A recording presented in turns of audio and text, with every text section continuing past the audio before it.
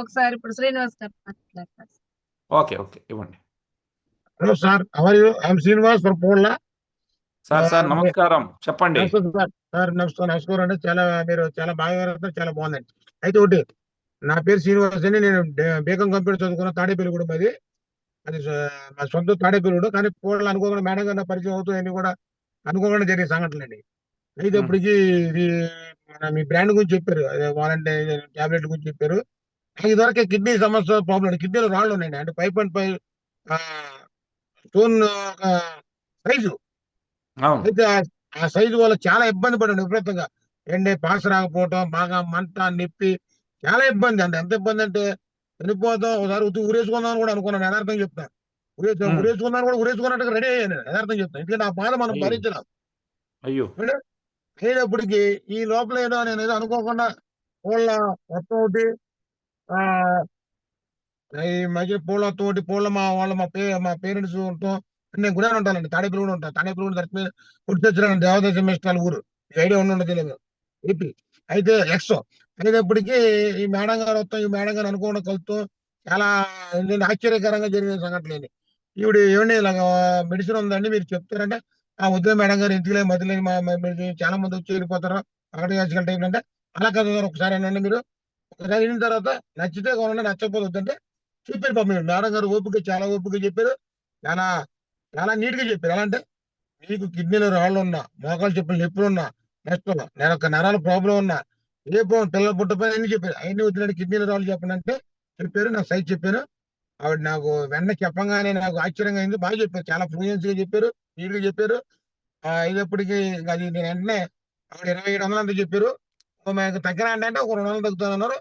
25 ఇచ్చారు. నేను అది వాడతాం, తెల్లారి నుంచి మొదలెట్టా. పొద్దున ఒకటి, సాయంత్రం ఒకటి. ఆ ఫస్ట్ రోజు పెద్ద ఏమీ రాదు. సెకండ్ కాడ నుంచి బాగా ఒక ఏంటంటే బాగా ఫ్రీగా మన వాష్రూమ్కి వెళ్తాం, పాస్ బాగా వస్తాం.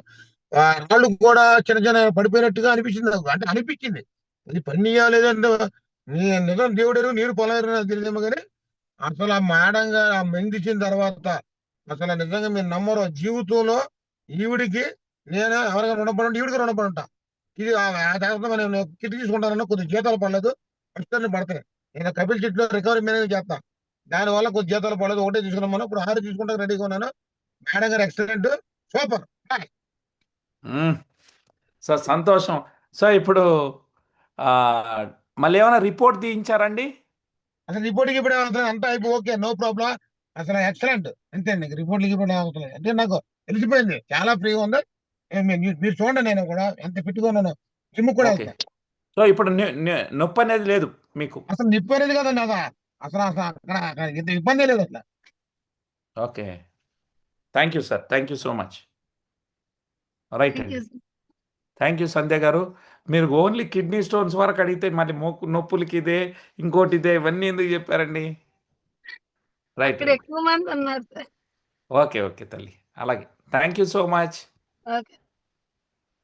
సో ఇదండి ఇంకా చివరిగా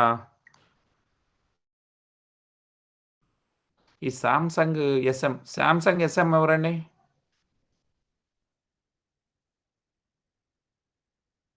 ఓకే. సో ఇదండి, అన్ని టెస్ట్ మనీస్ అయిపోయాయి. శ్రీవాణి మేడం గారి టీంలో నుంచి వచ్చారండి.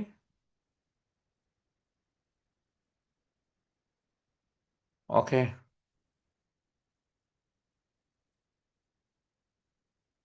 ఎవరు సార్